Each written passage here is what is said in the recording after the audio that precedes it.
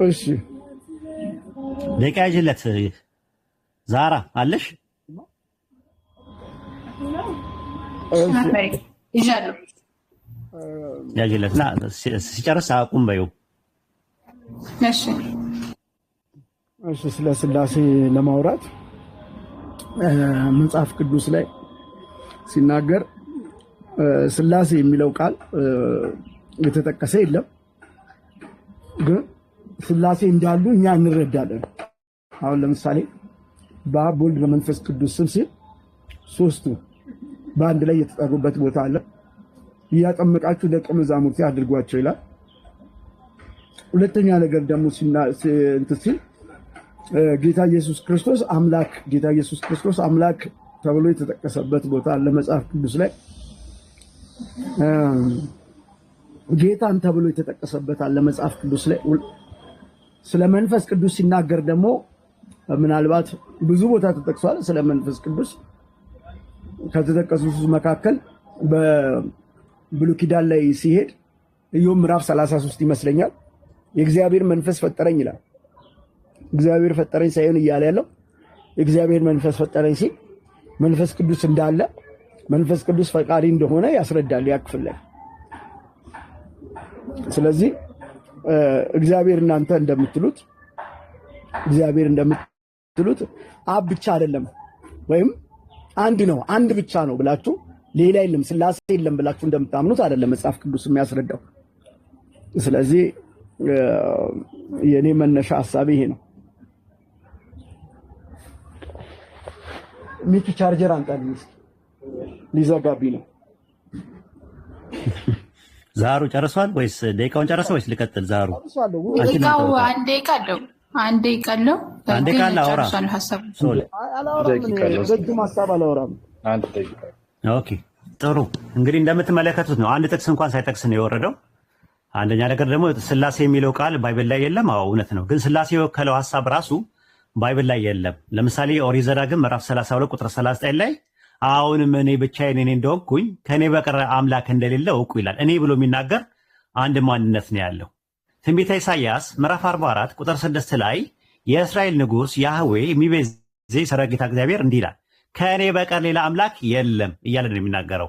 ትንቢተ ኢሳይያስ ምዕራፍ 45 ቁጥር 5 ላይ እኔ ያህዌ ነኝ ከእኔም ሌላ ማንም የለም ከእኔ በቀር ማንም የለም እያለ ይናገራል። ትንቢተ ኢሳይያስ ምዕራፍ 45 ቁጥር 6 ላይ እኔ ያህዌ ነኝ ከእኔ ሌላ ማንም አምላክ የለም አለ። ትንቢተ ኢሳይያስ ምዕራፍ 45 ቁጥር 18 ላይ እኔ ያህዌ ነኝ ከእኔ በቀር ሌላ አምላክ የለም ይላል። ትንቢተ ኢሳይያስ ምዕራፍ 45 ቁጥር 21 ላይ ከእኔ በቀር ሌላ አምላክ የለም እኔ ጻድቅ አምላክና መድኃኒት ነኝ ከእኔ በቀር ማንም የለም አለ። ኢሳይያስ ምዕራፍ 45 ቁጥር 22 ላይ እኔ አምላክ ነኝና ከእኔ በቀር ሌላ አምላክ የለም ወደ እኔ ዞር በሉ ትድናላችኋል። ትንቢተ ኢሳይያስ ምዕራፍ 46 ቁጥር 9 ላይ እኔ አምላክ ነኝና ሌላ የለምና የቀደመውን ነገር አስቡ እኔ ያህዌ ነኝ ከእንደኔ ያለ ማንም የለም አለ። ትንቢተ ሆሴዕ ምዕራፍ 13 ቁጥር 4 ላይ እኔ ከግብፅ ምድር ጀምሮ አምላኬ ያህዌ ነኝ ከእኔ በቀር ሌላ አምላክ አታውቅም ከእኔ በቀር ሌላ መድኃኒት የለም አለ። ትንቢተ ኢዩኤል ምዕራፍ 2 ቁጥር 27 ላይ እኔም በእስራኤል መካከል እንዳለው እኔ አምላካችሁ ያህዌ እንደሆንኩኝ ከእኔ በቀር ሌላ አምላክ እንደሌለ ታውቃላችኋል። ስለዚህ በእነዚህ በ11 በ12 ጥቅሶች መካከል ባይብል ላይ ከእኔ በቀር ሌላ አምላክ የለም ብሎ የሚናገር አንድ ማንነት ነው። ራሱ የሚጠቀመው ሌላ የሚለው አሎሎስ ነው። አሎስ ማለት ምንድነው? አናዘር ኦፍ ዲፈረንት ካይንድ ሳይሆን አናዘር ኦፍ ዘ ሴም ካይንድ እንደኔ አይነት ባህሪ ያለው የለም እያለ የሚናገር አንድ ሲንጉላር ፐርሰን ነው። እኔ የሚለው ቃል አኒ የሚለው የዕብራይስጥ ቃል አንድ ሲንጉላር ፐርሰንን የሚያሳይ ነው። ኦሪት ዘዳግም ምዕራፍ 6 ቁጥር 4 ላይ ሽማ እስራኤሉ ያህዌ ኤሎሃይኑ ያህዌ ኻድ አለ። እስራኤሉ ስማ አምላካችን ያህዌ አንድ ያህዌ ነውና አለ። መጽሐፈ ኢዮብ ምዕራፍ 31 ቁጥር 15 ላይ እኔ በማኅፀን የፈጠረ እርሱንስ የፈጠረ አንድ አይደለምን ይላል። ትንቢተ ሚልክያስ ምዕራፍ 2 ቁጥር 10 ላይ ለሁላችን አንድ አባት ያለ አይደለምን አንድ አምላክስ የፈጠረን አይደለምን ይላል። ትንቢተ ዘካርያስ ምዕራፍ 14 ቁጥር 9 ላይ ያህዌ በምድር ላይ ነግሣር እሱም አንድ ስሙም አንድ ይሆናል አለ። ወደ አዲስ ኪዳንም ስንመጣ ማርቆስ ወንጌል ምዕራፍ 10 ቁጥር 18 ላይ ለምንድን ነው እኔን ቸር የምትለኝ ከአንዱ አምላክ በስተቀር ቸር የለም በማለት ኢየሱስ ከአንድ አምላክ ራሱን አውጥቶ ነው የሚናገረው። ዮሐንስ ወንጌል ምዕራፍ 17 ቁጥር 3 ላይ እውነተኛ አምላክ ብቻ ነው የሆንከው አንተንና የላከውን ኢየሱስን ያውቁ ዘንድ ይህች የዘላለም ሕይወት ናት እያለ ይናገራል። አንደኛ ቆሮንቶስ ምዕራፍ 8 ቁጥር 4 ላይ ከአንዱ በቀር ማንም አምላክ እንደሌለ እናውቃለን አለ። ከዛ ቁጥር 6 ላይ ነገር ሁሉ ከእርሱ በኩል የሆነ አንድ አምላክ አብ አለን ይላል። ባይብል ላይ አንድ አምላክ አብ፣ ወልድ፣ መንፈስ ቅዱስ ናቸው የሚል የለም። ወይም ደግሞ አንዱ አምላክ ሶስት አካላት አለው ወይም አንዱ አምላክ በሶስት አካላት ተገለጠ የሚል ጥቅስ የለም። ስላሴ ማለት ቃሉ ባይኖርም ሐሳቡ ባይብል ላይ አለ ብለው የሚሉት ሐሳቡ ምንድነው ስንል አንድ አምላክ በሶስት አካላት ተገለጠ ወይም እነዛ ሶስት አካላቶቹ አንድ አምላክ ናቸው የሚል ትምህርት ባይብል ላይ የለም ማለት ነው። ደቂቃ እንጨርሻለሁ። ዛሩ አህመድ ደቂቃህን ጨርሰሃል። እየጻፍኩልክ ነበር። አሁን የጨረስከው? እሺ እሺ። ቀጥል ሰለሞን። ሰልፍክም? እሺ ሰለሞን ቀጥል። እሺ ቀጥላለሁ። እሺ ቀጥላለሁ። እግዚአብሔር አንድ አምላክ ብሎ ነው እያስረዳ ያለው። ዘፍጥረት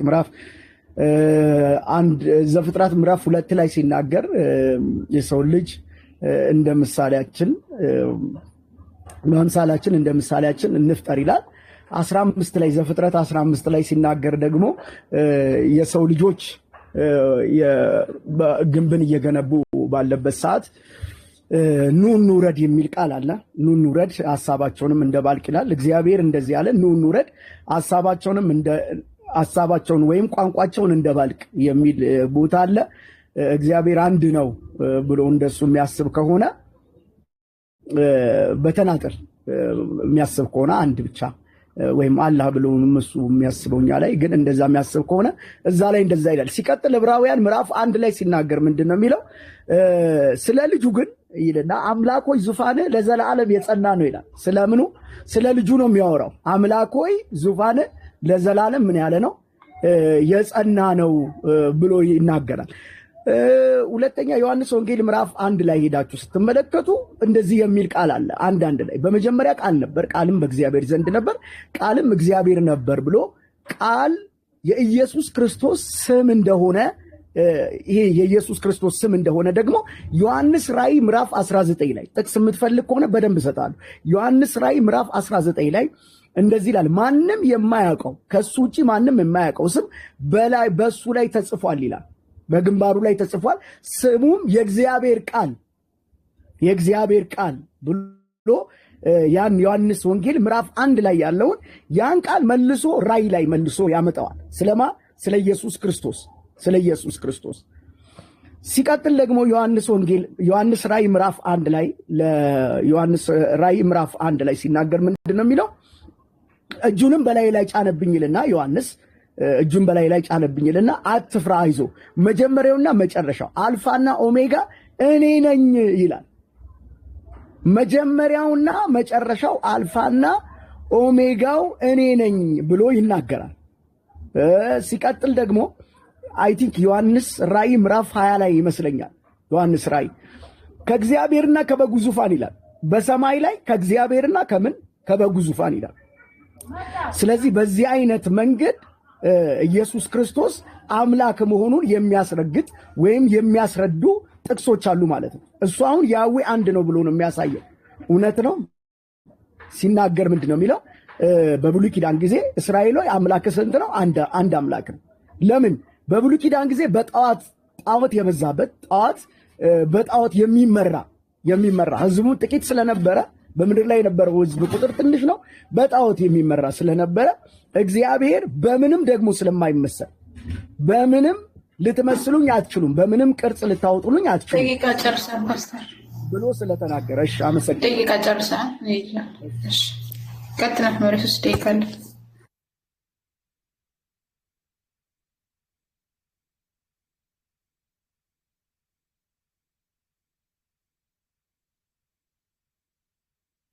ቆይ አትጀምሩ፣ ሰዓት አልተመቸውም መሰለኝ። ኦኬ ሚዩት አደረጌ ነው። በነገራችን ላይ ተሳስታችሁ ከሆነ አላውቅም፣ ራሱማ ሚዩት እንዳደረገኝ።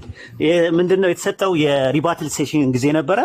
በሪባትል ሴሽን ጊዜ ወይም በግብረ መልስ ጊዜ እኔ በተናገርኩት ላይ ምንም የተናገረው ነገር የለም፣ ያፈረሰው ምንም ነገር የለም። ጭራሹኑ ምንድን ያደረገው? ከአርስቱ ነው የወጣው። ስላሴ ነው። ስላሴ ቢብሊካል ነው ወይስ አይደለም ነው አረስቱ እንጂ ኢየሱስ ክርስቶስ አምላክ ነው ወይስ አይደለም አይደለም። ኢየሱስ ክርስቶስ አምላክ ነው ወይ አይደለም በሚል ዶሮ አንተም ዮሐንስ ወንጌል 1:1 ብትጠቅስ፣ ራእይ 1:8 ብትጠቅስ፣ ራእይ 21:7 ራእይ 22 ምናምን ብትል ትችል ነበረ። ጥያቄው ስላሴ የሚል ባይብል ላይ ያለ ወይ? ስላሴ ምንድነው ካልን ሶስት አካላት አንድ አምላክ ናቸው ወይም ደግሞ አንዱ አምላክ በሶስት አካላት ተገለጠ የሚል ትምህርት ነው። እንደዚህ አይነት ትምህርት ጥቅስ እስካሁን አላመጣም። ኦሪት ዘፍጥረት ምዕራፍ 1 ቁጥር 26 ላይ ያለውን ለመናገር ፈልገ ጥቅስ እንኳን የቱ ጋር እንዳለ እንኳን በትክክል አታውቀውም። ኦሪት ዘፍጥረት ምዕራፍ 2 ላይ አልክ ሰውን በመልካችን እንደ ምሳሌያችን እንፍጠራል። ባዩ ማን ነው? ኤሎሂም ነው። ኤሎሂም ለማን ነው ያለው? ምንም የተገለጸ ነገር የለም። ዘፍጥረት 1:26 ላይ የት ጋር ነው ስላሴን የሚያሳየው? ሶስት አካላት የሚል ነገር የለም። አንድ እግዚአብሔር አለ። ዘዳግም 6:4 ላይ ያለው እየተነጋገረ ነው ያለው። ከማን ጋር ነው እየተነጋገረ ያለው? ምንም የተገለጸ ነገር የለም። ኦሪት ዘፍጥረት ምዕራፍ 11 ቁጥር 6 ስላለው ብለህ ደግሞ 15 ብለሃል። ኑ እንውረድ ብለዋል። አንድ አምላክ አለ። አንድ አምላክ ኑ ብሎ የሚያዛቸው እነማንን ነው? መላእክትን ነው የሚያዛቸው ወይስ ደግሞ የሆኑ ሁለት ዲቫይን ፐርሰን የሆኑ ናቸው የሚያዛቸው? ማስረጃ አላመጣህም። በጨበጣ ነው ዝም ብለህ ያስቀመጥከው ነገር ማለት ነው። በተረፈ ስታወራቸው የነበረው በአጠቃላይ ነገረ ክርስቶስ ላይ ነው እንጂ ስታወራ የነበረው ትራይዶሎጂ ላይ ወይም ነገረ ስላሴ ላይ አንድ ጥቅስ እንኳን አልጠቀስክም። ስላሴን ያሳያል አንድ አምላክ ሶስት አካላት አሉት የሚል ባይብል ላይ ወይም ደግሞ እነዛ ሶስት አካላት አብ፣ ወልድ፣ መንፈስ ቅዱስ አንድ አምላክ ናቸው የሚል አንድ ጥቅስ አላመጣ። አንደኛ ጥቅሱ የቱ ጋር እንዳለ እንኳን በትክክል እንኳን አታውቀውም። ዘፍጥረት 1:26 ብሎ መጥቀስ አቅተው ዘፍጥረት ምዕራፍ 2 ላይ ትላለህ። ዘፍጥረት 11:6 ላይ እና 7 ላይ ላለው ብለህ ዘፍጥረት 15 ላይ ትላለህ። ዘፍጥረት 15 ላይ የሚያወራው ሌላ ነው። ስለና አብርሃም ታሪክ ነው። ስለ ኑ እንውረድ ስለሚለው አይደለም የሚናገረውና ባይብል ላይ ጥቅሶቹን እንኳን የቱ ጋር እንዳለ በአግባብና በስርዓት እንኳን አታውቃቸውም። እኔ ባነሳዋቸው ላይ ሪፊቴሽን አንድ ጥቅስ ነገር አላመጣህም። ያመጣው ነገር እንደገና ፕሬዘንቴሽን የጠቀሰው ፕሬዘንቴሽኑ ላይም ደግሞ የተጠቀምከው ደግሞ ስለ ስላሴ አይደለም ነገረ ክርስቶስ ላይ ነው ያንተያቀው። ክርስቶስ አምላክ ነው አይደለም የሚለው ምርጫ ሰጥቼ ነበር፣ አልተጠቀምክበትም። ስላሴ ነው የምፈልገው ብለን የገባው። ስለዚህ አሁንም ቢሆን ተመለስና ወደ የስላሴ ትምህርት ቢብሊካል ነው ብለህ ካልክ አንድ ሁለት ጥቅሶችን ትንበልና አንድ ሪባትልቴሽን እንሄድና ጥያቄና መልስ እናደርጋለን ኢንሻአላህ። ደቂቃ ነበረ። እሺ ችግር የለውም። ሰለሞን ነው ገና መርቂለት ከፈለግሽ። እሺ መርሐባሽ ቀጥሎ ገናች ለማውራት ለመናገር ያህል የኔን አግሪመንት ምንም አላፈረሰም ብሎ ስለ ስላሴ እያወራ ነበረ። ስለ ስላሴ ዘፍጥረት እኮ ምዕራፍ 2 ላይ ያለውን እኮ አነሳውልን። ያንን ብታብራራ ዘፍጥረት ምዕራፍ 2 እና 15 ላይ ያለውን ብታብራራልኝ ጥሩ ነው። እኔ አሁን ደግሜ የምጠይቅ ያንን ነው። ስለ ስላሴ አይደል ያልከው? አንድ አምላክ ያህዌ አይደል ብለህ እየጠራ ያለው? እንደ ምሳሌያችን እንደ አምሳላችን እንፍጠር ያለው ማንን ነው? ሲቀጥል ኑ እንውረድ ያለው ከየት ነው የሚወርዱት? እነዛ እነማን ናቸው? ቋንቋቸውን እንደባልቅ የተባሉት እነማን ናቸው? ይሄንን እንድታብራራልኝ አመሰግናለሁ።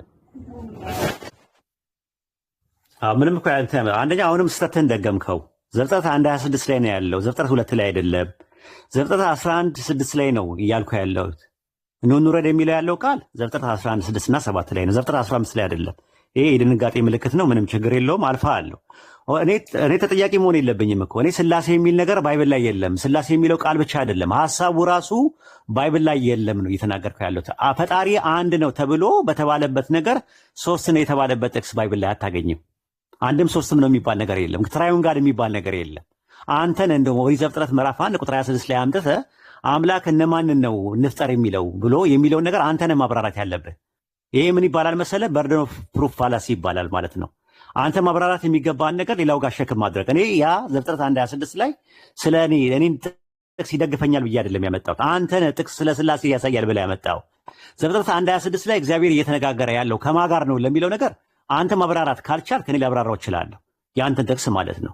ዘፍጥረት 11:6 ላይም ያለው እንደዛ ነው። ኦሪት ዘፍጥረት ምዕራፍ 11 ቁጥር 6 ላይ እግዚአብሔር ምንድነው ኑ ይላል። ኑ የሚለው ፈንክሽናል ሰቦርዲኔሽን አይደለም፣ ኦንቶሎጂካል ሰቦርዲኔሽን ነው። ለምን አምላክ አምላክን አያዝም? ራሱ ኑ ብሎ አያዛቸውም ራሱ። ለምን ኢሳይያስ ምዕራፍ 1 ቁጥር 19 ላይ ኑ እንዋቀስ ይላል። እንዋቀስ የሚለው ማንን ነው ስንል የእስራኤልን ሕዝብ ነው። ኦሪት ዘፍጥረት ምዕራፍ 11 እግዚአብሔር ይሄ አንድ እግዚአብሔር ዘዳግም 6:4 ላይ ያለው እግዚአብሔር እነማን ነው ኑ የሚለው? ሁለት ፐርሰኖችን ወልድና መንፈስ ቅዱስን ነው። ማስረጃ ማምጣት አለብህ። እኔ ግን መላእክትን ነው ብዬ እላለሁ። ለምን መጽሐፈ ኩፋሌ ምዕራፍ 10 ቁጥር 13 ላይ ምን ይላል? እግዚአብሔርም አለ መልአኩ ሲናገር ኑ እንውረድ አለን ብሎ ይናገራል። መጽሐፈ ኩፋሌ ምዕራፍ 4 ቁጥር 4 ላይ አምላካችን እግዚአብሔር ለእኛ እንዲህ አለን አለ። ምን አለን? እንፍጠር አለን ብሎ ይናገራል። ይናገራሉ። ማናቸው የሚናገሩት መላእክቶች እንደሆኑ መጽሐፈ ኩፋሌ 4:4 ላይ። አንተ ግን በጀርባው ላይ ዘፍጥረት 1:26 ላይ እግዚአብሔር ኑ እንፍጠር እያለ ያለው ለነማን እንደሆነ ማብራራት ያለብህ አንተ እንጂ እኔ አይደለሁም። ቢያንስ እኔ ኢንፎርሜሽን ሰጥቻለሁ ከመጽሐፈ ኩፋሌ 4:4 እና ከመጽሐፈ ኩፋሌ ምዕራፍ 10 ቁጥር 13 ላይ። አንተ ግን ይህንን ነገር ማብራራት ራሱ አልቻልክም። ራሱ አሁንም ቢሆን ስላሴ የሚባለው ነገር 1% ሳይሆን 3% ዋን ኤሰንስ ነው። ስለዚህ 3 ፕሮሶፖን እንዳለው የሚያሳይ ከዛ እነዛ አምላክ 3 ፕሮሶፖን አለው። እነዛ 3 ፕሮሶፖኖች ደግሞ አንድ አምላክ ናቸው፣ ዋን ኤሰንስን ሼር ያደርጋሉ የሚል ማስረጃ እስካሁን አላመጣህም። እስቲ የት አለ? አምጣው። እሺ ጥሩ። ምናልባት ጥቅሱን ስጀምር የጥቅስ ቦታው መሳሳቴን እሱን እንደ ድክመት አይተህ እንደ ፍርሃት አይተህ ከሆነ በጣም እየወረደ ነው እሱ አስተሳሰብ። ሲቀጥል ግን ለምን ዋናውን ሀሳብ ለመረዳት ፈቃደኛ ከሆንክ፣ ሲቀጥል ግን በሌላ ኑ እንውረድ ሲል ምን ማለቱ ነው አልክ አንተ። ኑ እንውረድ ማለት ኑ እንዋቀስ ይላል እግዚአብሔር አልክ። እውነት ነው። ኑ እንዋቀስ ያለው እስራኤላውያንን ነው። እዚህ ጋር ኑ እንውረድ ያለው ከሰማይ ነው ስልህ ምን አልክ አንተ? መልአክን ነው። መጽሐፍ ቅዱስ መልአክ ይላል አይልም። የራስን ሐሳብ እየሰጠ ነው እዚህ ጋር። አጥፋው ይሄንን መጀመሪያ የራስን ሐሳብ መልአክ የሚለው። ሲቀጥል እንደ መልካችን እንደ ምሳሌያችን እንፍጠር ያለው እኔን ለምን ትጠይቀኛለህ አልክ። አንተ ከሆነ መነሻ ሐሳብ የሰጠው ለውይይት ጥያቄ አለኝ ብለህ ያነሳው ያንን ነው። እኔ መለስኩልህ ምን ብዬ? ዘፍጥረት ምዕራፍ 2 ላይ ምዕራፍ 1 ብዬ ተሳስቼ ነበር አይደል? ስላደረምከኝ አመሰግናለሁ። ቴንኪው በጣም። ዘፍጥረት ምዕራፍ 2 ላይ ያለውን ቃል እንደ መልካችን እንደ ምሳሌያችን እንፍጠር ሲል በዛ ውስጥ ስላሴ ያሉ እኛ እንረዳለን ብዬ ነገርኩህ አንተ።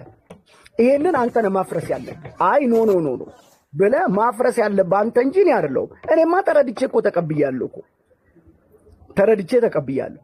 ሲቀጥል ዘፍጥረት ምዕራፍ 11 ላይ 11:15 ሲናገር ምንድነው የሚለው? ኑ እንውረድ ይላል። ቋንቋቸውን እንደባልቅ ብሎ ይናገራል። መልአክ ናቸው አለ። እዛ ውስጥም እኛ ስላሴ ያሉ ብለን እናምናለን። ፐርሰን አንተ በፐርሰን ደረጃ አይ አይደለም እንደዚህ ነው ብለህ ልትናገር ትችላለህ ወይ? ስለ ስላሴ ልትናገር ትችላለህ ወይ? ይህንን በዚህ መልኩ ነው የማስረዳ። ሲቀጥል ኢሳያስ ላይ የተጻፈ አለ። ኢሳያስ ምዕራፍ ደቂቃ እያያችሁ ይስሐቅ ካለ ይስሐቅ ደቂቃውን ያዝ። ደቂቃ አልቋል። ደቂቃ ስለለዛችሁ ነበር አንተ እንዴ ደቂቃውንም የምትይ ነው? አይ ደቂቃ እኔ ያዝኩ። ምክንያቱም እያየችው አይደለችም እሷ እያያዘች ካውንተሩ አልቋል። ኡስታዝ ካውንተር አስቀምጬ ነበር። ካውንተሩ አልቋል። ያ ማለት 3 ደቂቃ እንጨርሳለን። ኦኬ ደቂቃው ያዝለትና ደቂቃ እንትን በሉ። ምክንያቱም እኔ ያልኩት ምንድነው ደንግጣል ነው ያልኩ እንጂ ፈርታል አላልኩኝም። ብትፈራ ኖሮ መታ አትወያይም ነበር። የሚፈራ ሰው አይወያይም መጥቶ። አንተ አልፈራህም፣ ግን ደንግጣል። መደንገጥ የሚታወቀው ጥቅሶቹ አግባቡ ቤቱ ጋር እንዳሉ እንኳን ተደናብረሃል። ያንን ነው ልልሽ ያልኩት ነገር። ወደ ጥያቄና መልስ እንሂድ። አሁን የጥያቄና መልስ ጊዜ ስለሆነ ወደ ጥያቄና መልስ እንሂድ። ኦሪት ዘፍጥረት ምዕራፍ 11 ቁጥር 6 ላይ ስላሴን የሚያሳየው እንዴት ነው? ኑ የሚለው እግዚአብሔር እነማንን ነው? አንድ እግዚአብሔር አለ። ዘዳግም 6:4 ላይ ስማ እስራኤሉ ያህዌ ኤሎሃይኑ ያህዌ ኻድ አለ። እስራኤሎች ስማ አምላካችን ያህዌ አንድ ያህዌ ነው ይላል። ይሄ አንድ ያህዌ አምላካችን ያህዌ ኑ ብሎ ያለው እነማንን ነው? ማስረጃ ስጠኝ እስቲ። እከሌን በለኝና ከዛ በኋላ ስላሴን እንገነባለን። ይሄ ነው ጥያቄ። ወደ መልሱ ግባ።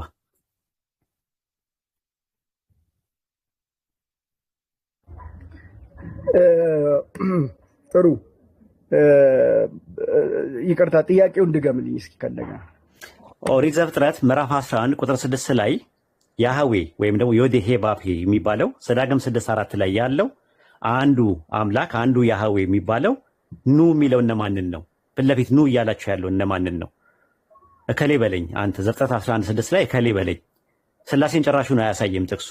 እኔ እነማንን እንደሆነ ማስረጃ ሰጣለሁ። ኮሜንተሪ ማስረጃ አለኝ፣ የአይሁዳኖች ማስረጃ አለኝ፣ ኢቭን የትውፊታዊ ማስረጃ አለኝ። አንተ ግን እከሌን እነዚህን ነው ኑ እያለ የሚለው ነገር ማስረጃ ስጠኝ ነው እያልኩ ያለሁት።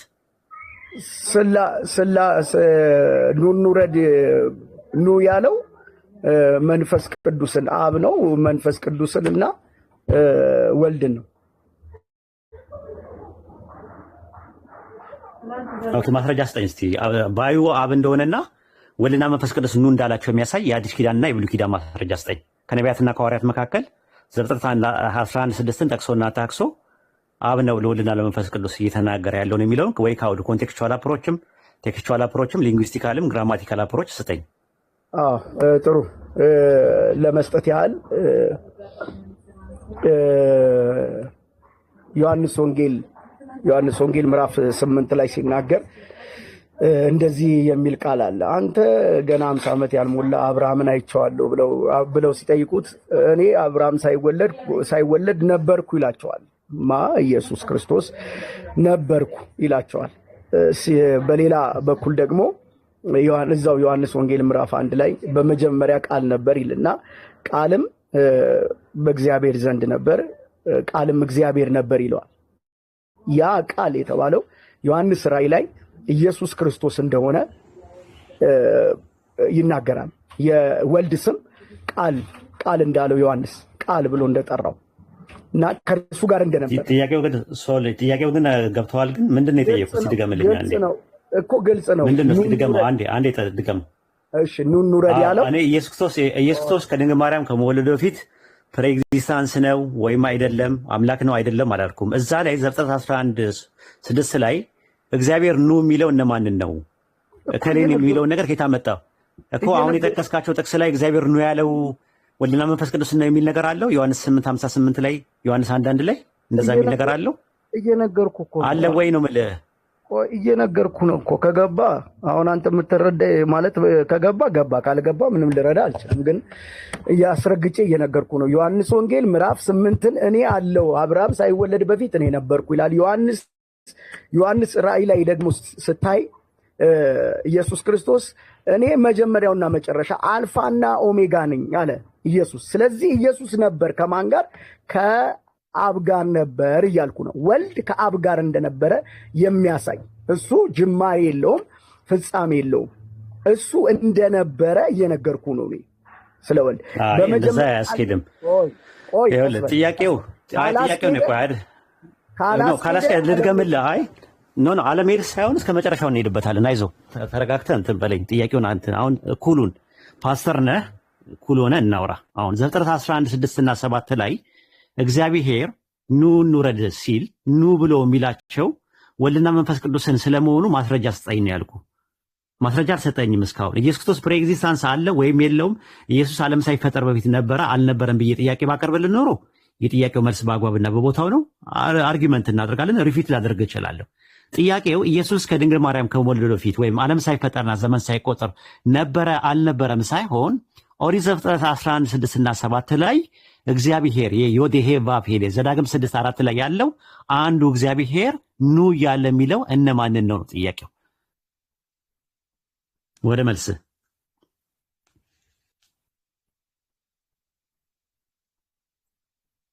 ከዚህ ሌላ መልስ የለኝም። አሁን ከነገርኩ ውጪ መልስ የለኝም። ኢየሱስ ክርስቶስ በዘላለም ከእርሱ ጋር እንደነበረ ወልድ ከእርሱ ጋር እንደነበረ እየነገርኩ ነው እኮ። እነማን?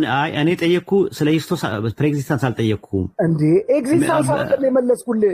ነበረ የነበረውን ነው። እነማንን ነው?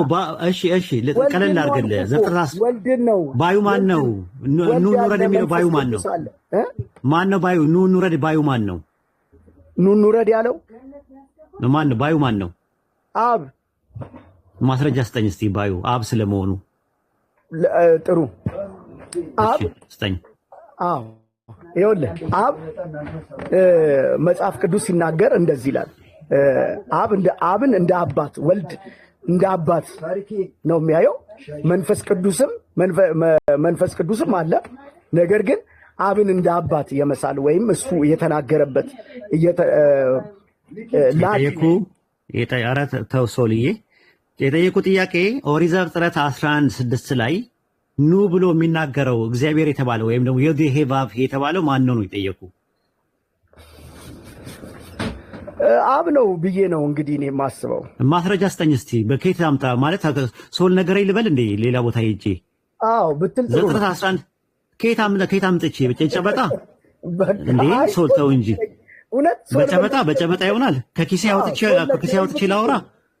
ኧረ ተው ሶል ደስ አይልም። ራሱ ማለት ዘፍጥረት 11:6 ላይ እግዚአብሔርም አለ ነው የሚለው። እግዚአብሔር ስንት ነው? እግዚአብሔር ስንት ነው? እዛ ጋር ባዩ አንድ እግዚአብሔር ነው ወይስ አንድ አካል ነው የሚለው? እግዚአብሔር አንድ ነው። ስላሴ እኮ አንዱ እግዚአብሔር ነው። አንዱ እግዚአብሔር እነማንን ነው የሚለው? እነማንን ነው የሚለው? አንዱ እግዚአብሔር እነማንን ነው አንዱ እግዚአብሔር እነማንን ነው እያለ የሚጠራው? አንዱ እግዚአብሔር አይደለም። አሁን እኮ ያለ ነው አዲስ ኪዳን። እግዚአብሔር ስንት ነው? ኖ ዘዳግም 6:4 ላይ ያለው እግዚአብሔር አይደለ? ዘፍጥረት 11:6 ላይ እየተናገረ ያለው እግዚአብሔርም አለ ይላል። ያ አንዱ እግዚአብሔር እነማንን ነው የሚለው? የሚለው እነማንን ነው? ሲጀመር ወልድና መንፈስ ቅዱስ እኮ ከአብ ጋር ነበሩ አብረው። እንዴት ይላቸዋል? ራሱ እንዴት ይላቸዋል? ብሎ የሚያዛቸው ማን ነው? ፈንክሽናል ሰቦርዲኔሽን ሳይሆን ኦንቶሎጂካል ሰቦርዲኔሽን ነው የሚያሳየው። ኦንቶሎጂካል ሰቦርዲኔት አለ እንዴ በስላሴ መካከል? አንተ እንደምታየው ኦንቶሎጂካል ሰቦርዲኔሽን አለ በስላሴ መካከል? ሰውል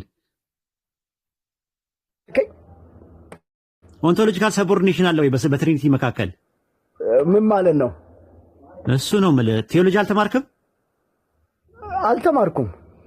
ታዲያ ሳትማር እንዴት እንደዚህ አይነት ቦታ ትመጣለህ? እሺ ልድገምልህ። አለመማሬ አንተን ቁጭ ብድግ ከማድረግ አያግደኝም። አለመማሬ ችግር የለውም። አይዞህ ኩልዳውን አሁን ምንም ችግር የለም። ልንገርህ ትርጉሙን ልንገርህ። ቆይ ተረጋጋና ትርጉሙን ልንገርህ። አልማር ነው እስካሁን የቆየሁት ከአንተ ጋር ባይዘው። ቆይ ወደ ሌላ ነገር አትየው፣ ወደ ፖይንቱ ሂድ። ኦሪት ዘፍጥረት 11:6 ላይ ብሎ የሚያዛቸው የባህሪ መገዛዛትን ነው የሚያሳየው ወይስ የግብር መገዛዛትን ነው የሚያሳየው? ባህሪ መገዛዛትን ተመልከት። እንግዲህ የባህሪ መገዛዛት ካላቸው ተነጥለዋል ማለት ነው። ተመልከቱ። ያጀማ ፓስተር ነው እየሰማችሁ ነው ያላችሁት ፕሮቴስታንቶች። ኦንቶሎጂካል ሰቦርዲኔሽን በአብ በወልድ መንፈስ ቅዱስ መካከል አለ እያለ ነው ያለው። አብ በባህሪ ከወልድ ጋር ይለያያል ማለት ነው እያለ ነው ያለው። ስለዚህ አሁን ጥያቄው የሚነሳው ምንድነው? ኦሪት ዘፍጥረት ምዕራፍ 11 ቁጥር 6 ላይ ያለው ጥቅስ ለስላሴ ትምህርት ማስረጃም መረጃም መሞገቻም መሟገቻም አይሆንም ማለት ነው። አይ ቲንክ ይሳቅ ማጠቃለያ ብንሰራበት ይሻላል። አይደለም እንደማን ሐሳብ ነው የማይሆነው? ነው የለማ ስላሴን ማምጣት አልቻልኩም። የለም አውጣና ሳየኝ። ዘፍጥረት 11:6 ላይ አውጣና ሳየኝ ስላሴን። አንተ ራስህ ተራራው ነውባል። ማን ነው ስል መልአክ ነው አለ። ቢጠንቅ ኡስታዝ ይበቃል። ላሳየህ ማስረጃ ልስጥህ። ቆይ እውቀቱ የለህም ግን እኔ ያልኩበት ማስረጃ ልስጥህ መላእክት እንደሆኑ እዛው ላይ ማስረጃ ስጠኝ። እዛው ላይ መልአክ ነው። አይ እሱ ኮንቴክስት የባይብል ማስረጃ ልስጥህ። ለምሳሌ መላእክት ናቸው ያልኩበት እኔ ማስረጃ ልስጥህ እኮ አዳምጠኝ። እዛው ላይ ስጠኝ። ልስጥህ ጥቅስ ልስጥህ እኮ ከአዲስ ኪዳንም ከብሉይ ኪዳንም ነው አይደል የጠየቅኩህ? ወይም ኮሜንታሪውን ላምጣ ብዬ ነበረ። አትስጠኝ፣ ሌላ ቦታ አትሂድ። እዛው ላይ መልአክ መሆናቸው ይኸው ልስጥህ። ጁብሊ ምዕራፍ 10 ቁጥር 22 ላይ ምን ይላል መሰለ? ምን ላይ? ቆይ ኧረ ተረጋጋ። ምን ላይ? ተረጋጋ። መጽሐፈ ኩፋሌ አልቀበልም። እኔ መጽሐፈ ኩፋሌ አትቀበል። ግን ያዳምጥ ሰው ያዳምጣ። አንድ ተረጋግተህ እሺ፣ ተረጋጋ። አንዴ ተረጋጋ። እሺ እኛ እንናገርና እኮ አይወክልህ ግን ኧረ ፓስተር ተረጋጋ። ምን ነው ስሜታዊ ሆንክብኝ? ኩፋሌ ማስረጃ ይሁን ለኔ። ኧረ ትንሽ ኩፋሌ አይሁን ግን ሰው ያዳምጥ። እሺ አሁን ለምሳሌ ይህንን ነገር ልንገር ማስረጃ በቃ አታዳምጥም ማለት ነው። እሺ ይቅርብ። ማጠቃለያ ያሰራበት። እሺ አይ ቲንክ ገና ነህ ለእውቀት ለአቅመ ውይይትም ገናም አልደረስክም። አንደኛ ሪባትል ሴሽኖችንም አታውቃቸውም። ፕሬዘንቴሽን አቀራረብ ራሱ የሞተ ነው። እንዲህ ዘለ ስትወጣ እንዲህ ትተነፍሳለህ ራሱ። ለማንኛውም አንድ ይሳቃለህ ደቂቃ ስጡትና ማጠቃለያ ይስራበት። ሁለት ደቂቃ ስጡትና ማጠቃለያ ይስራበት። ይሳቃለህ ወይ ኔት? ሁለት ደቂቃ ስጡና ስላሴን አጠቃላው ፐርሰናሊቶ ተጀምሯል። 3 ነው ያደረጋችሁት፣ 2 አድርጉት እና ቀጥል። ወደ ደቂቃ ስጠውና አስቆሙ ሲደርስ ነው የሚታደ። እሺ ጥሩ። ስላሴን ማጠቃለያ ስለ ስላሴ ለመስጠት ያህል እኔ በገባኝ መጠን ነው ላስረዳ የምችለው። ኢየሱስ ክርስቶስ ዕብራውያን ምዕራፍ 1 ላይ ሲናገር አምላክ ሆይ ዙፋንህ እግዚአብሔር ስለ ልጁ ብሎ ነው የሚጀምረው። አምላካዊ ዙፋን ለዘላለም የጸና ነው ይላል። ኢዮብ 33 ላይ ስትሄዱ ደግሞ ምን ይላል? የእግዚአብሔር መንፈስ ፈጠረኝ ይላል። ጌታ ኢየሱስ ክርስቶስ ደግሞ ሲናገር ወደ አባቴና ወደ አባታችሁ ወደ አምላኬና ወደ አምላካችሁ ይላል። ማን ነው? አብ ነው። አብ አምላክ እንደሆነ እዛ ላይ ይናገራል። ሥላሴ በእንደዚህ ጠቅለል ባለ ጀነራል በሆነ መንገድ እኔ አስቀምጨዋለሁ። አይስማማኝም፣ አይዋጥልኝም፣ እዚህ ጋር ይወጋኛል፣ ይጎረብጠኛል የሚል ሰው ካለ ማለት ይችላል። እኔ ግን የማስረዳት አቅሜን ተጠቅሜ ያለኝን የገባኝን ተናግሬያለሁ። ከዚህ በላይ አረ ደቂቃ ለይለካ እና በዚሁ ደቂቃ በቀረችኝ ደቂቃ ወደ እውነተኛ ወደ ኢየሱስ ክርስቶስ እንድትመጡ ጋብዛችኋለሁ። ጌታ ኢየሱስ ክርስቶስ ይወዳችኋል። የዘላለም ሕይወት እርሱ ብቻ ነው። ሌላ ሕይወት የለም። ሌላ መዳኛ መንገድ የለም። አትልፉ።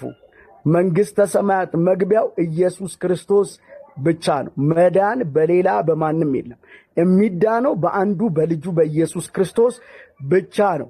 ሌላ በር አትፈልጉ፣ ሌላ መሲህ አትፈልጉ። ኢየሱስ ክርስቶስ መጥቶ ስለ ሰው ልጆች ኃጢአት ራሱን በመስቀል ላይ ሰቅሏል። ሞትን ድል ነስቷል። በአብ ቀኝ ተቀምጧል። እርሱ ዳግም በክብር ተመልሶ ይመጣል። ሞት አለ፣ ፍርድ አለ። ያመነ በክርስቶስ ያመነ የዘላለምን ሕይወት ያገኛል። ያላመነ ግን ይፈረድበታል። ጌታ ኢየሱስ ክርስቶስ ይወዳችኋል። እኔም እወዳችኋለሁ። ደቂቃ ጨርሰናል።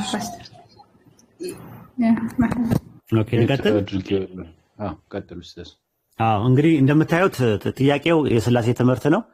እሱ ግን ስለ ሳሊቬሽን ነው እያወራ ያለው፣ ስለ መዳን ነው እያወራ ያለው። እንግዲህ ማለት ከአርስቱ ለወጥቷል። ኢቭን ርዕስ ራሱ አመራረጥ ራሱ አይችልበትም። በርዕስ ማውራት የሚባል ነገር የለም። ለዛ ነው ፈርታል አላልኩኝም፣ እኔ ደንግጣል ነው ያልኩት። ፍርሃትና መደንገጥ ይለያያል። አንድ ሰው ፍርሃት አለማወቅ ነው ራሱ። በነገራችን ላይ አለማወቅን ስለሆነ እዚህ ጋር መጥተህ ተዳፍረ ደፍረ አልፈራህም። ነገር ግን ደንግጣል ሳታስበው። አንደኛ ጥቅሶቹ በአግባቡ የቱ ጋር እንዳሉ አታውቃቸውም። ከርዕሱ ትወጣለህ። ሥላሴ የሚባለውን ትምህርት ማብራራት አልቻልክም ሁላ። ስለዚህ እኔ የጠየቅኩት ጥያቄ ምንድን ነው? ዘፍጥረት 11:6 ላይ አንተ ያመጣው ጥቅስ ላይ እግዚአብሔር ኑ የሚለው እነማንን ነው ስለ መልስ መስጠት አልቻልክም። ጭራሹኑ እኔ መጽሐፈ ኩፋሌ ምዕራፍ 13 ቁጥር 10 ላይ ምዕራፍ 10 ቁጥር 13 ላይ ሲናገር ምንድን ነው የሚለው? መልአኩ ሲናገር አምላካችን እግዚአብሔር ለእኛ እንዲህ ያለን ኑ እንውረድ አለን ብሎ ይናገራል። ይሄ እየሰጠው ያለው ባትቀበለው እንኳን ኢንፎርሜሽን ነው ራሱ። ታርገም ዮናታ ላይ ስትመለከተው ኦሪት ዘፍጥረት ምዕራፍ 11 ቁጥር 6 ላይ ያለውን የሚጠቀመው ለመላእክቶች ናቸው፣ በፊቱ ለሚቆሙ መላእክቶች አላቸው ነው የሚለው። ፈንክሽናል ሰቦርዲኔሽን የሚባል ነገር አምላክ ጋር ከሌለ፣ ኦንቶሎጂካል ሰቦርዲኔሽን ካለ ትንቢተ ኢሳይያስ ምዕራፍ 1 ቁጥር 18 እና 19 ላይ ኑ እንዋቀስ ብሎ ይናገራል። ኑ ብሎ ካለ ራሱ ጋር ያሉትን ነገሮች አይደለም ኑ የሚለው። አብና ወልድ መንፈስ ቅዱስ በሞድ ኦፍ ኤግዚስተንስ ወይም በኩነት አንድ ላይ ናቸው ያሉት ከተባለ እንዴት ነው አብ ወልድና መንፈስ ቅዱስ ኑ ብሎ የሚላቸው? ሎጂካልም አይደለም ራሱ። ይሄንን ማብራራት አልቻልክም። የአንተን ጥቅስ ላብራራልህ ብዬ ላገዘ እንጂ ሥላሴን የሚያፈርስ ነገር ነው ብዬ አይደለም ያመጣሁት። ሥላሴን ግን አይደግፍም ብዬ ነው ያመጣሁት። ሥላሴን አይደግፍም ብዬ ያመጣሁትማ ጥቅሶችን ጭራሽኑ ዝር ብላ አላያቸውም ራሱና ከኦሪት ዘፍጥረት እስከ ራዕየ ዮሐንስ ድረስ በተመለከትና በታነበው you could not find out any single verse about Trinity። ስለ ሥላሴ አንድ ጥቅስ ማምጣት አትችልም። ሦስቱ አካላት አንድ አምላክ ናቸው የሚልና አንዱ አምላክ ሦስት አካላት አለው እንዘ አሐዱ ሰለስቱ ወንዘ ሰለስቱ አሐዱ ይሴሌሱ በአካላት ወይ ተዋሕዱ በመለኮት ትራዩን ጋድ አንድም አምላክ ሦስትም የሆነ አምላክ የሚል ባይብል ላይ የለም። ነቢያትና ሐዋርያት አንድ ባሉበት አፋቸው ውልብ ብሎባቸው አንድም ሦስትም ነው ብለው አስተምረው አያውቁም። ሦስት የሚባለው ቃላት ራሱ አይደለም፣ ሦስት የሚባለው ፊደል ራሱ እግዚአብሔር አካባቢ ላይ ድርሽ ብሎ አያውቅም። እና ለማንኛውም አጥና፣ ተማር፣ ለወደፊቱ ትምህርት ይሁን። እንደዚህ ታች ላይ ፍን ማለት አያዋጣም ራሱ። እኔ ዝም ብዬ ለእውቀት አለ ብዬ አይደለም መጀመሪያ የመጣሁት። ፈርታችሁኛል እንደዚህ ምናምን ነገር እያልክ በጣም ራስህን ስትቆልል አይቼ ነው። እና በእንደዚህ በአንዴ መተንፈስ ትችላላችሁ ማለት ነው። ምንም እንደማታውቁ ማድረግ ይቻላል። ነገር ግን የሚጠቅመው ምንም ነገር የለም። ባይሆን ወደ ኢስላም ብንጠራችሁ ይጠቅማል፣ ትትና ይሻላል፣ መማማር ይሻላል በሚል መንፈስ ነበረ እስከዛሬ ድረስ የምናደርገው ማለት ነው። ዛሬ ግን እስቲ ለአንዳንድ ጊዜ ልካቸውን ይወቁ እንደዚህ አይነት ሰዎች ብለን ስላሰብን ነው ወደ ውይይት ያመጣናችሁ እንጂ አይ ቲንክ ላቀመ ውይይት ደርሳለን ብዬ አይደለም። ያው እንደው እስቲ ፕሮቴስታንቶች ትንሽ ይማሩበት ትምህርት ያገኙበት ከሚለው አንጻር ነው። ጨርሻለሁ። ሰላም አለይኩም ወራህመቱላሂ ወበረካቱ።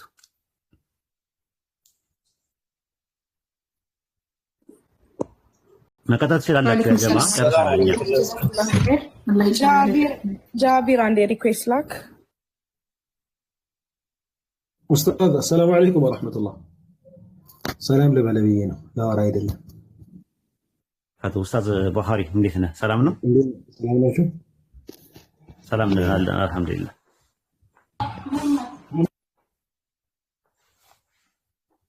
አቡበከር አንዴ ሪኩዌስት ላክ።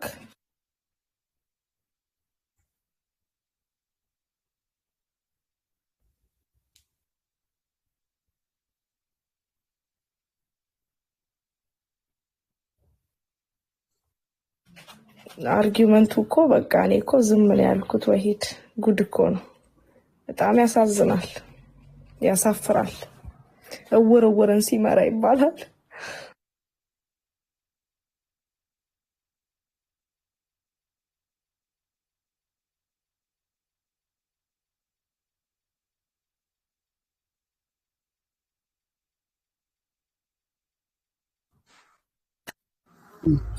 በነገራችን ላይ ፓስተር ነው ሲባል ደህና የተሻለ ያውቃል ብዬ ነበረ። አንደኛ ለሚጠቅሳቸውም ጥቅሶችን አያውቃቸውም። ኡስታዝ ነበር እያረመ የነበረው። ኦሪት ዘፍጥረት ምዕራፍ 2 ነው ደጋግሞ ሲሳሳት የነበረው። ቢያንስ አንድ ሰው በጣም የታወቀ ጥቅስ ነው እንግዲህ ዘፍጥረት 1:26 ላይ ያንን ጥቅስ ከአንድም ሁለቴ ኡስታዝ ሲያረመው የነበረው።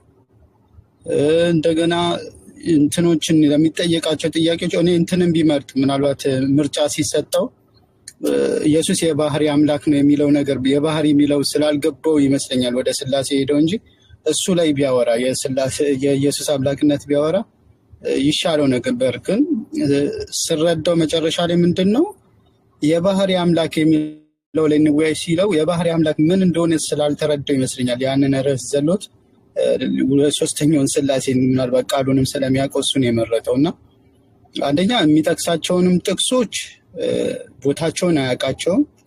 ሁለተኛ ደግሞ ስለምን እያወራ ስለምን ውይይቱ ርዕሱ ራሱ ምንድን ነው? ነገረ ክርስቶስ ነው ወይስ ነገረ ስላሴ ነው እየተወራ የነበረው የሚለውንም ነገር አያውቁም። እንደገና ሪባትን ላይ ደግሞ ምንድን ነው የሚወራው? ሪባትን ላይ ለተነሱት ሀሳቦች ስላነሳቸው ሀሳቦች ምላሽ ነበር መስጠት የነበረበት። ግን እሱ ገና እንደ አዲስ ጥቅስ መጥቀስ ነው የጀመረው እና ቢያንስ የውይይት መንፈሱ ምንድን ነው ውይይት ራሱ የሚለውን ነገር አንብቦ ቢመጣ የተሻለ ነበረ።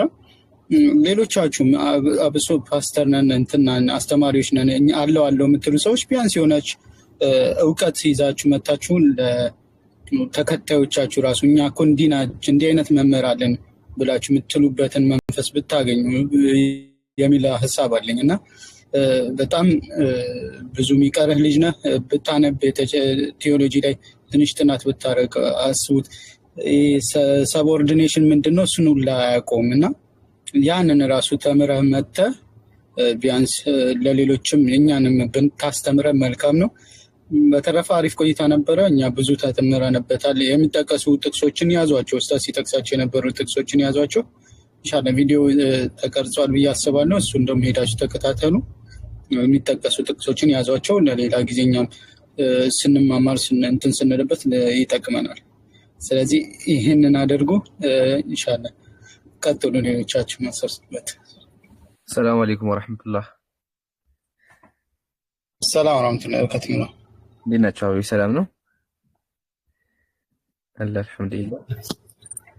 ያው ኡስታዝ ጀዛከላ አክቹአሊ ውይይቱ ሙሉ ባልኖር መጨረሻ አካባቢ መጥቻለሁኝና በጣም ገራሚ ውይይት ነበረ። አላህ ይጠብቅ። ግን ያ ጀማ የታዘብኩት ነገር መሰላችሁ በጣም አዝኛለሁ። ለመሰላችሁ ያዘንኩት አስቡት። አሁን እስቲ አካውንት ብልኩ ደስ ይለኛል ፕሊዝ። አካውንት ገብታችሁ ብታዩት እኮ ይሰብካል፣ እየሄደ ቤተክርስቲያን ቆሞ ይሰብካል፣ ያስተምራልና አስተማሪያቸው ቤተክርስቲያን ሰባኪ ፓስተሩ እንደዚህ ከሆነ ሌላው ምእመኑ ምን ሊሆነው? ጥያቄ አንደኛ ጥያቄ። ሁለተኛ ደግሞ ጥያቄ አታችሁ ሲቀደም ሲወይ ምንድነው ያለው? እኔ እኮ አላቅም ነው ያለው። ኡስታዝ ታቀሪስ አላቅም ነው ያለው። በዚህ ዕውቀት አንጨረጨርኩ። ስለዚህ ዕውቀት የለውም አይደለ? ግን ፓስተር እንደሆነ ደግሞ ረሳ። ፓስተር እኮ ነው። ዝም ብሎ ፓስተር ይኮናል እንዴ? አንድ ሰው ሼክ ኡስታዝ ከተባለ እኮ መምህር ነው አይደለ? መምህር ተብሎ ሰዎችን ሊያስተምር መጥቶ አላቅም ይላል እንዴ? ቢላህ አለይኩም። ኧረ ይሄ ጤንነት አይደለም። አንድ ሰው ሊያስተምር መጥቶ ኡስታዝ ተብሎ እኔ አላቅም ሊል ይችላል? ያም እየሰበከ ሰባኪ ነው። በአላህ ቪዲዮ አካውንት ፕሊዝ ካላችሁ ላኩልኝ፣ ላሳያችሁ።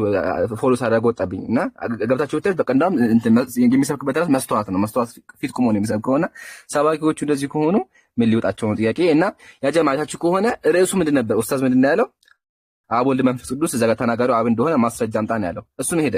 ኢየሱስ አምላክ ነው። ኢየሱስ አምላክ እንኳን ቢሆን ኢየሱስ አስቀድሞ እንኳን ቢኖር እኮ ምንም አይገናኝም እኮ። መላእክቶችም እኮ ነበሩ አይደል እንዴ? መላእክቶችም አስቀድሞ ነበሩ፣ ጥንት ዓለም ደግሞ ነበሩ አይደለ? ጥያቄያችን መኖሩ ሳይሆን ስለተጠየቀው ጥያቄ መኖሩ ሳይሆን ምንድነው እግዚአብሔር አብ ለነሱ እንፍጠር ማለቱን ማስረጃ አምጣ ነው የተባለው። ግን እሱ ኢየሱስ አምላክ ነው፣ አብ ስለ ልጁ አምላክ ሆይ ይለዋል አለ። አንድ አብ አይደለም የሚለው ጥቅስ ራሱ በትክክል ያውቅም። ዕብራውያን ላይ ስለ ልጁ ግን እንጂ አብ ይላል የሚል ነገር የለውምና አውዝ ብላ የት እንደምትዋው አላውቅም። ግን መጨረሻ ሰምታችሁ እኮ ነው ኡስታዚ መጨረሻ ምንድን ነው ያለው? ኢየሱስ ይወዳችኋል ብሎ ወጣ። የጴንጤ መጨረሻ ይሄ ነው። የጴንጤ መጨረሻ ምንድነው? በፍቅር በማስተማር ሳይሆን ሲቀበል መጣ፣ በፍቅር መጣ። ያፈቅራችኋል ኢየሱስ ብሎ ወደ ፍቅር መጣ። መጀመሪያ ኢየሱስ ያቀኛል እንዴ? ያቀኛል ኢየሱስ እንዲያፈቅረኝ መጀመሪያ ያቀኛል እንዴ?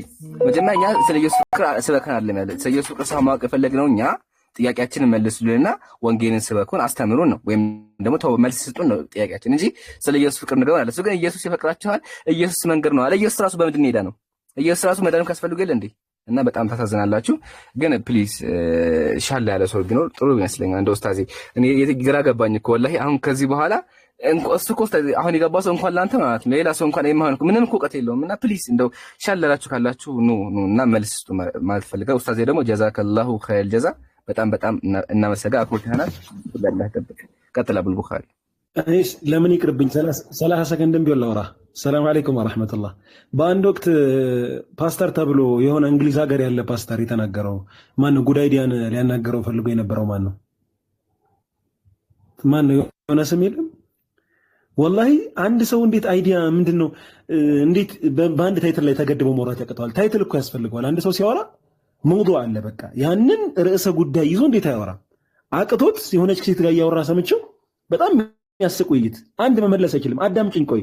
ከዛ ዲያግራም ይስላል፣ በቻርት ሊያስረዳ ይሞክራል ስላሴን እና መመለስ አቅቷቸው። ግን ለምን በጣም ይገርማል። አሁን ይሄኛውም መጀመሪያ ሳየው በጣም ነው የዘለለው። ምድር አልበቃውም ነበር በጣም በቃ። እኔማ ወላሂ እንዴት ሊወያይ ነው ብዬ በቃ እኔ እንደውም ስልኬን ራሱ መስጂድ ሲሄድ ወላሂ እስክመለስ ድረስ ጨነቀኝ። ቆይ ምን እንደሚያወራ ብዬ ስመጣ አለ አሁንም ገረመኝ በጣም ወላሂ። እና በጣም እውቀት በጣም ይቀራቸዋል። እኛ እንደማናቅ አድርገው ያስባሉ፣ ግን በጣም አላዋቂዎች ናቸው እና መማር አለባቸው በጣም ወላሂ። ደግሞ አላውቅም አስገድሎ አያውቅም ይባላል። እውነት ነው፣ መማር አለባቸው። ስለ መጽሐፋቸው ራሱ በቂ እውቀት የላቸውም። እነሱ እንደሚያስቡት ሙስሊሞች ስለ መጽሐፉ ሳያውቁ ዝም ብለው እንደሚናገሩ ሁሌ ይናገራሉ። እኛ ያለን እኛን ጠይቁን ይላሉ እኮ አንዳንዴ። የመጽሐፉ ባለቤቶች እኛ ነንና እኛን ጠይቁን የሚሉ ናቸው፣ ግን ስለ መጽሐፉ አያውቁም። ምን ይገርማል ብቻ። የተፈጠረው ነገር ገብቶሃል? ግን ኡስታዝ የጠየቀው በምሳሌ እናስቀምጠውና ኡስታዝ የጠየቀው አንድ ቁጥር እየተናገረ ለመሆኑ ማስረጃ አምጣ አለ ኡስታዝ። አንድ ቁጥር እየተናገረ ማስረጃ ተሰር አንድ ቁጥር እኮ ከሁለት ቁጥር ጋር ቆይ አንድ ልመልስልህ አዳምጠኛ። አንድ ቁጥር እኮ ከሁለት ቁጥር ጋር ነበር። አንድ ቁጥር ሲጀመር እኮ አምላክ ናት አንድ ቁጥር እና አንድ ቁጥር እኮ አስቀድማ ነበረች ይላል። አየህ አይደለ? ፍየል ወዲያ ቁዙምዝም እንደዛ ነገር ይባላል። እና እንደዛ ነው የሆነው። ጥያቄ ወደዛ በልሶ ወደዛ። እኛ አንድ ቁጥር ከየት መጣች አይደለም። እኛ ኢየሱሳለው የሰለም ጥያቄው ምንድነው? ኡስታዝ የጠየቀው ጥያቄ ምንድነው? እዛ ጋር እየተናገረ ያለው አብ እንደሆነ ማስረጃ አምጣ ነው እንጂ ኢየሱስ በዚህ ገባ በዚህ ወጣ አይደለምና እናመሰግናለን። ቀጥሎ ሀበይ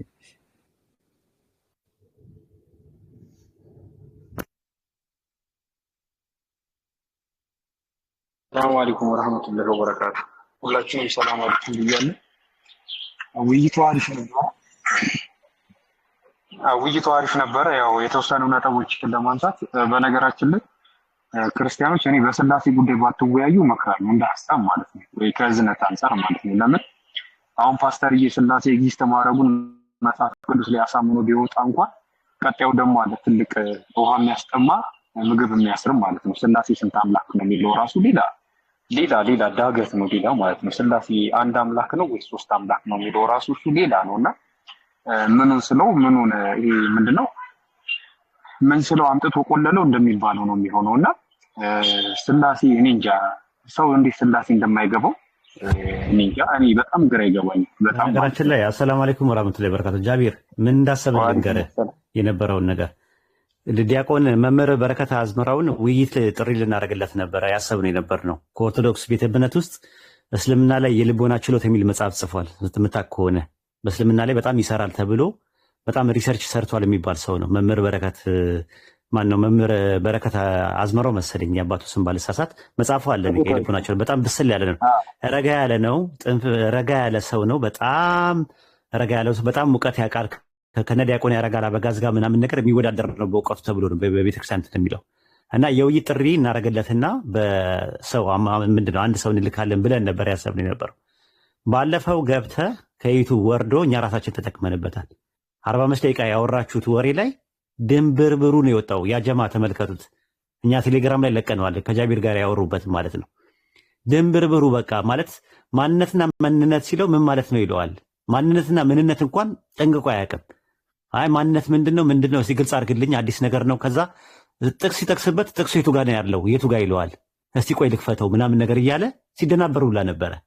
አይታችሁታል ይሄንን ነገር ወላሂ ሲደናበሩላ ነበር። ጥቅሱን እየፈለገ አያውቀውም ጥቅሱን የቱ ጋር እንዳለ። ጃቢር የሚጠቅሰውን ጥቅስ ራሱ አያውቀውም። በዚህ ደረጃ ነው እንግዲህ አስተማሪዎች የሚባሉት ሰዎች ማለት ነው። ከዛ ሀሳባችንን ቀየርን እንደውም እኛ ራሳችን ማለት ነው። አሁን ይህንን የውይይት ጥሪ አምጥተን ሲነፍር ማለት የተረጋጋ ነው፣ ኩል ነው፣ እናውቃለን፣ የሆነ ደስ የሚል ነገር አለው። ነገር ግን አንተ እንዴት አንድ አስተማሪ ሆነ እንዴት ጥቅስ አታውቅም? ጥቅስ የሚባል ነገር አያውቅም። ምኑ ጋር ነው ያለው? እስቲ ቆይ ክፈተው። ከፍቶ አይቶት ምናምን ነገር ቆይ ምንድን ያልከኝ? ማንነትና ምንነት ምን ማለት ነው? ማንነትና ምንነት ትሪኒቲ ላይ እንግዲህ የጻፈ እንግዲህ ትሪኒቲ ላይ ነው። ትሪኒቲ ልክ የአላህን አትሪቢዩትን ልክ እንደ ፐርሰን አድርጎ ነው የወሰደው። አላህ 99 ስሞች አሉት። አላህ 99 ባህሪያቶች አሉት። እኛ ጋርም ደግሞ አንድም ሶስትም እንዳለን አላህ ደግሞ አንድ ብቻ ሳይሆን 99ም ነው ምናምን እያለ ነው የጻፈው መጽሐፉ ላይ አትሪቢዩቶቹን፣ ሲፋዎቹን ኢነርጊያና ኡሲያ የሚባለው ነገር ድብልቅልቅ እያደረገ ነው የጻፈው መጽሐፉ ላይ። ብስለት አለው፣ እውቀት አለው፣ እርጋታ አለው እናምናለን። ነገር ግን ጃቢር በቀደም ያስገባውን እኔ ቴሌግራም ላይ ከእንደገና ፒን አደርግላቸዋለሁ ከፈለጋችሁ። 45 ደቂቃ ነው ያወሩት። ጭራሹኑ ምንም ማርያም የወለደችው ማንን ነው? አልተመለሰም። አምላክን የቀሩ አምላኮች አሉ ወይ? አዎ ይልና ተመልሶ ደግሞ እጥፍ ይላል። ቀጥል ጃቢር። በጣም አሪፍ ነገር ነው። ኢት ዋዝ ወንደርፉል። እኔ በጣም ነው ደስ ያለኝ። ቆንጆ ነበር የነበረው እና ጥያቄ ለሚጠየቀው ጥያቄ ዳይሬክት አይመልስም ነበረ። ተረጋግቶ ነው የሚያወራው። የሆነ ሰዓት ላይ እንትን ይለዋል። ፕሮሶፖን የሚባለው ነገር ስለሱ ማነሳለት እዛ ላይም ሲደናበር ነበረ እና ጥሩ ነበር የነበረው። እንግዲህ ዘፍጥረት 11:6 ላይ ያለውን ይህም ሰውዬ መመለስ አልቻለም ማለት ነው። ኢንሻአላህ ይህን ይመስላል ማለት ነው። ቀጥል። እሺ ጀዛከላህ ኸይር ኡስታዝ። ያው ማለት የዛን ቀን እንትን ይላል። በነገራችን ላይ ስለዛ ቀን እንዳጋጣሚ ለማንሳት እንትን ያው ሙስሊም እዚህ ጀማው ስላለ መልእክት ማስተላለፍ ፈልጌ ነው። አንድ ሰው ተወያይቶ ጥሩ ነጥብ አስቆጥሮ ከወጣ በኋላ ገብታችሁ አታበላሹት። ይሄንን ነጥብ እንደዚህ አይነት ችግር አለ። በማታውቁት ነገር ላይ አናውቅም በሉ። በቃ የሆነ ጥሩ ውይይት ከተደረገ በቃ አትንኩት። ያንን ነገር ትታችሁት ገብታችሁ እኔ እንጃ እኔ ምን እንደሆነ ራሱ ሐሳባችሁ አላውቅም። እንደዚህ አይነት ነገሮች አሉ። ብዙ ጊዜ አንድ ሰው ጥሩ ተወያይቶ ከወጣ በኋላ በቃ ትታችሁት ገብታችሁ ሌላ ነገር እንትን አትበሉ። ያንን ማረሳሳት ነው።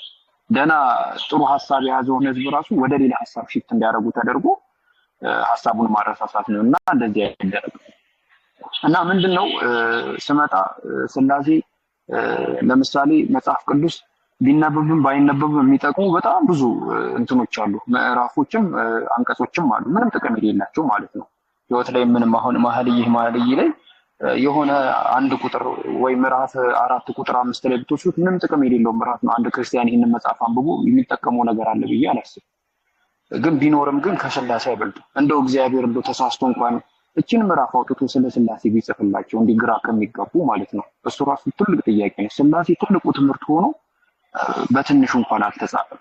በጣም ትንንሽ የሆኑ እንትኖች ሐሳቦች ግን በጣም በትልቁ መጽሐፍ ቅዱስ ላይ ሲብራሩና ሲካበቡ ይታያል ማለት ነው። ይሄ የሚያሳዝነው ነገር ነው። ስላሴ መጽሐፍ ቅዱስ አይደለም። ግን እንደው በቃ ያልሆነው ሆነ ያልተፈጠረው ተፈጠረ ተብሎ ስላሴን ብታመጡ ሌላው ደግሞ አለ በጣም ከባድ። ስላሴን ከመጽሐፍ ቅዱስ ከማምጣት ይልቅ የሚከብደው ነገር ምንድነው? ስላሴ አንድ አምላክ እንደሆነ ዲፋይን ማድረግ ነው። እንዴት እንደምታረጋግጡት አላውቅም። በጣም የሚከብደው ማለት ነው። እና እኔ እንደውም ስላሴ አለ የለም ራሱ ትንሽ ያደክማል ክርክሩ። ሐሳቡንም አያገኙትም ወገኖቹ። ግን ስላሴ አንድ አምላክ ነው ወይስ ሶስት አምላክ ነው የሚለው ሐሳብ በጣም በጣም ከባድ ሐሳብ ነውና እኔ ክርስቲያኑ ስላሴን እንድትረዱ የምመክራችሁ ነገር ይሄ መንፈስ ተገለጠልኝ ምናምን ሳይሆን ስለ ምንነትና ስለ ማንነት ኮንሰፕቱን ተረዱት። ምንነት ምን ማለት ነው፣ ማንነትስ ምን ማለት ነው የሚለውን ነገር ኢቭን ሙስሊሞች ራሱ ሁሉም ሰው ምንነት ምን እንደሆነ ማንነት ምን እንደሆነ በስነ ስርዓት መረዳትና ማወቅ አለበት። ይህንን ስታውቁ ብዙ ነገር ይገለጥላችኋል። እውቀት የመጽሐፍ ቅዱስ እውቀት እንኳን ባይኖራችሁ አንድ ሰው ምንነትና ማንነትን ካወቀ የፈለገውን ሰው ለምን እኔ በአስተማሪ ደረጃ ያለን ሰው ሄዶ የመሞገት አቅም ይኖራል። ምክንያቱም አስተማሪዎቹ ውሸት ላይ ነው ያሉት። እናንተ ግን እቺ ትንሽ ውሸት እንኳን ከያዛችሁ የመሞገትም ሆነ የመሟገት ትልቅ አቅም ይኖራችኋልና ምንነትና ማንነት ላይ በደንብ ለመማር ለማወቅ ሞክሩ ማለት ነው።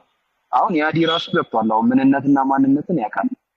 ባወራው ደስ ይለኝ ነበር፣ ግን እሱ ኡስታዝ ሄድን ነው ይፈልግ እና ኡስታዝ ይሄንን ለማለት ነው።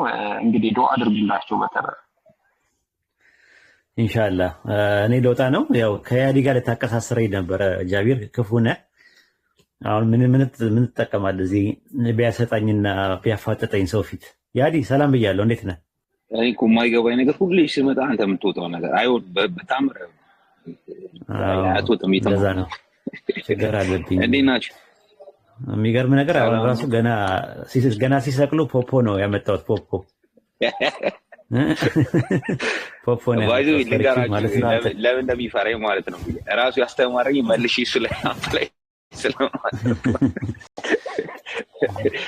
አረ ዋይዱ ስትታወሩ ከሰማሁትስ ማለት ነው የዘፍጥረት 11:6 ማለት ነው። ኩፋሌ ላይ ኮሜዱ ላይ ይጠበቅብም እዚሁ ላይ መጽሐፍ ቅዱስ 66 ላይ ቋል አይደል? የይሁዳ መልእክት ቁጥር 14 ከአዳም ጀምሮ ሰባት ይሄ ነው። ይኸውልህ ልንገርህ፣ እሱ ሰውየው በራሱ አርጊመንት ነው። እኔ ማብራራት አይጠበቅብኝም ነበር።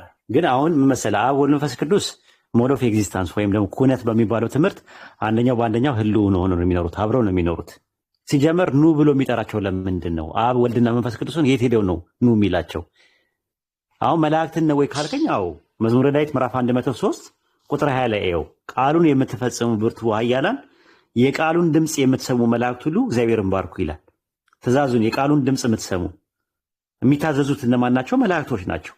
ኦሪት ዘዳግም ምዕራፍ 33 ቁጥር 2 ላይም እግዚአብሔር ሲመጣ አብረውት የሚመጡት መላእክቶች እንደሆኑ ከአላፋት ቅዱሳኑ ጋር መጣ እያለ ይናገራል። እግዚአብሔር መጣ ይልና ግን የመጣው ከማን ጋር ነው?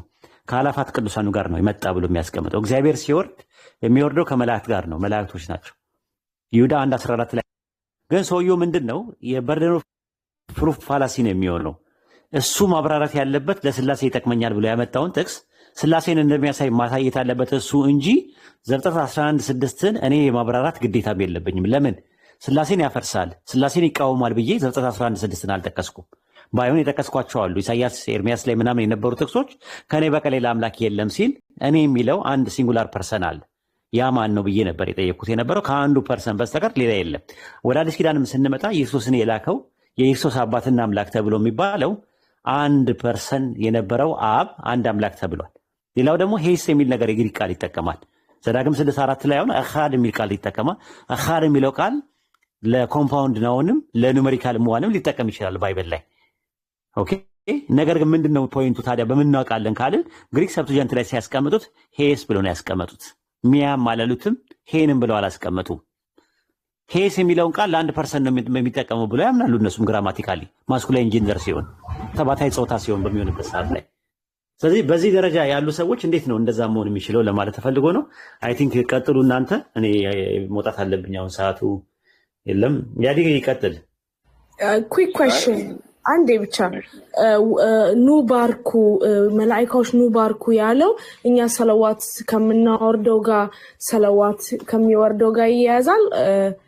ባሪክና ሰለዋት ከሱ ሀሳብ ጋር ይሄዳል ልበል?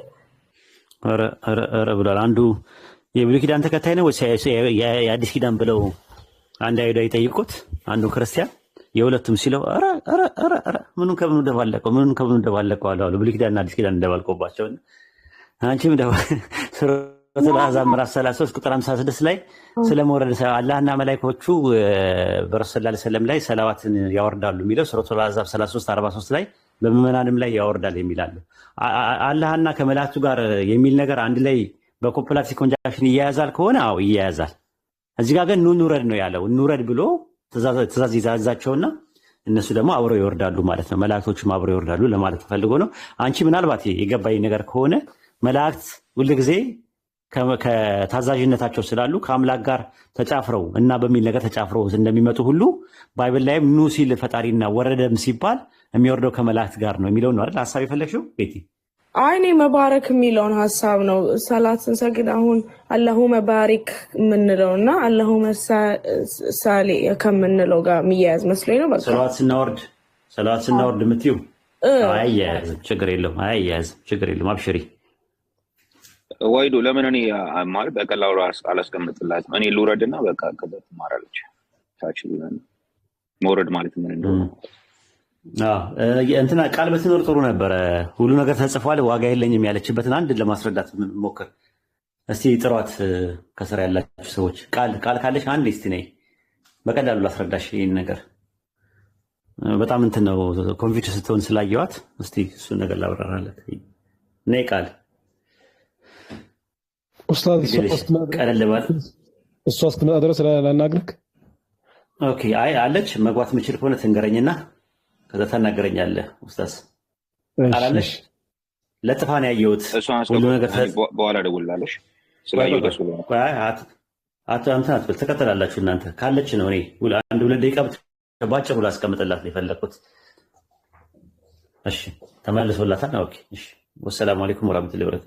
ያ ሊቀጥል ለቤቲ ማብራራት የሚገባው ኡስታዝ ባህሪ ትለኝ ነገር አለ ከመውጣት በፊት?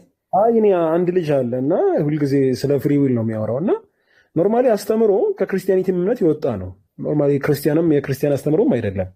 ማክብረት ነው ፋይዳ አለው። የሆነ አንድ ልጅ ስምን ያሊት ክብረት መላጣ እንደዚህ በቪዲዮ የሚወጣ ነው ወራ አይደለም። የሆነ ፕሮፋይሉ ላይ ራሱ ምንድነው የሚጽፈው? ሁሉ ነገር ተጽፏል የሚባለው ነገር የለም። አምላክ ሁሉን ነገር ያውቃል የሚባለው ነገር ክብረት ነው። ክብረት የለም። እኔ አካባቢ ላይ ድርሽ አይልም እንደዚህ አይነት ነገር። ማውራት ከፈለገ ማውራት ይቻላል። አምላክ አያውቅም ነው እኮ እሱ የሚለው ራሱ። ኦፕነስ ቴዎሎጂ ይባላል የነሱ። ኦፕነስ ቴዎሎጂ ማለት አምላክ የሚያውቀው ከሆነ ነገር በኋላ ነው። አንድ ነገር ሀፕን ከማድረገው በፊት አያውቅም። ሚዩት አድርጎታል፣ ራሱን ሚዩት አድርጎታል። ማወቅ ከፈለገ ይችላል ከፈለገ። ለዛ ነው አንዳንዴ ሲያሰኘው ነሸጥ ሲያደርገው ትንቢት ምናምን የሚናገረው ማወቅ ሲፈልግ። ካልሆነ ግን ሚዩት አድርጎታል፣ ራሱ ሚዩት አድርጎት ማወቅ አይፈልግም። ስለዚህ ሁሉ ነገር አያውቅም። እንደዛ ከሆነ አንተ ለምትሰራው ስራ እሱ ነው ተጠያቂው የሚል ትምህርት ነው። ያ ምን ይባላል? ኦፕነስ ቴዎሎጂ ይባላል። ክብረት ነው እንደዛ የሚያደርገው ብዙ ጊዜ የሚጽፈው ማለት ነው። ምን ጥቅም አለው?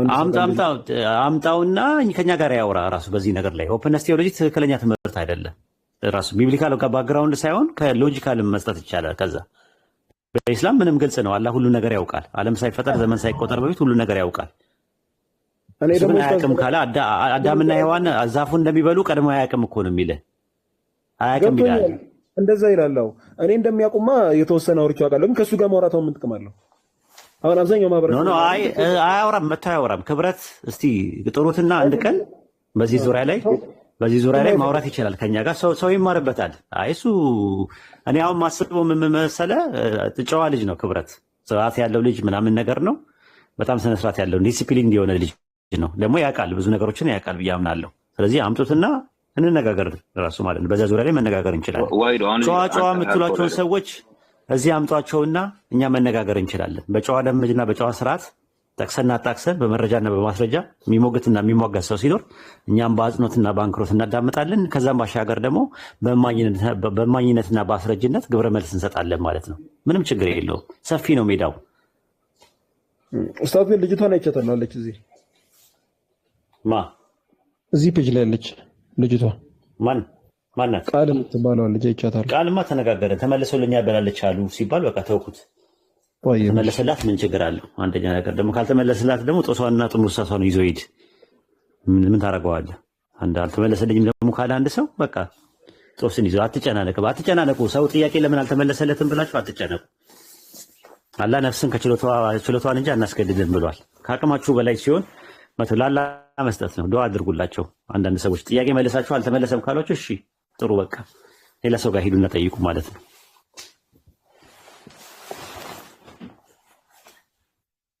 በክብረት አንጻር በተናገርከው ላይ ማለት ነው እንፍጠርና እንወረድ ሲሉ መፍጠራቸውና መውረዳቸውን አያውቁም ነበር። ወረድ ወረድ 1400 ሰዎች ዛሬ ነገ ምርቃት ዛሬ ምርቃት ስላለ ነገ ምዝገባ እንጀምራለን። 19ኛ ዙር መመዝገብ የምትፈልጉ በውስጥ አናግሩኝ ወይም ቴሌግራም ልስጣችሁና 19ኛ ዙር ውስጥ ሄዱን ኮርስ መውሰድ የምትፈልጉ ማግኘት ትችላላችሁ። እኔ ልንገራችሁ ቁጥሬን ያዙ 00966 ቴሌግራም ላይ ጻፉልኝ 00966 59 33 67 84 3 በዚህ ጻፉልኝ። ኢንሻአላህ 19ኛ ዙር ኮርሱን መውሰድ ትችላላችሁ። ቴሌግራም ላይ ጻፉላችሁ። ያድ ይቀጥል ፕላስ 00 ነው 09 ፕላስ ነው 00966 59 37 84 3 በዚህ እኔን አገኙኝ እና ገብታችሁ እንትን ማለት ትችላላችሁ። ኮርሱ 7 ወር ነው የሚወስደው። በ7 ወር ውስጥ ጥሩ የኡስታዝ ወሂድ ተማሪ ሆናችሁ ትወጣላችሁ።